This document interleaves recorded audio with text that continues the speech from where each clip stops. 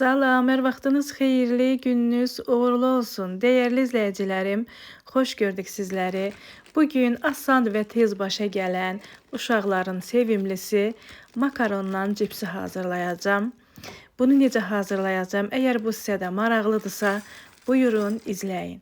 Əgər siz də bunu hazırlamaq istəyirsinizsə, o zaman ekrana yaxın əyləşin. Nə edirəm? Marketdən gördüyünüz kimi rəngarəng makaron almışam. İlk öncə bunu qaynadıram. Gördüyünüz kimi suyumuz qaynayır. Bir qaşıq duz əlavə etdim suya və makaronları da əlavə edirəm. Makaronları çox bişirmirik. Biraz pişdisə bəs edir.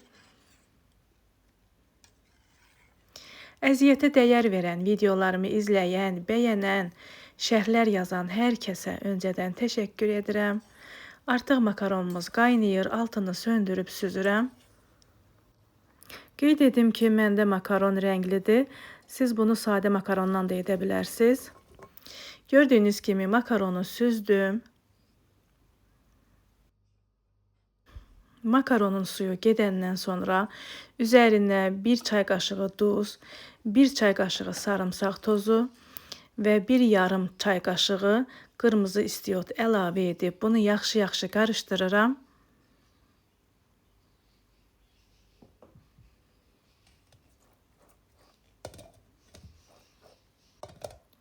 Əlavə etdiyim ədviyyatlar zövqə bağlıdır. Artırıb və yaxud azalda da bilərsiniz.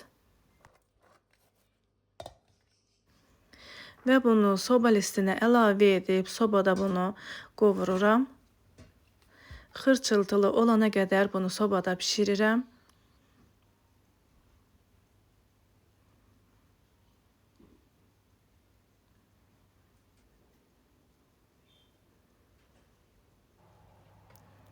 Bunu sobamıza qoyuram. 170 dərəcədə qovrulana qədər pişirirəm. Arada baxıram ki, tam qovrulubmu, qovrulmayıbmı.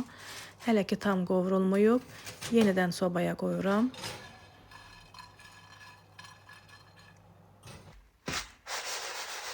Artıq cipsimiz pişdi. Gördüyünüz kimi asan və tez başa gələn. Bunu qaba servis edirəm. Bəli, dəyərli izləyicilərimiz, bir videonun daha sonuna gəldik. Hazırlayacaq olan hər kəsə nuş olsun deyirəm.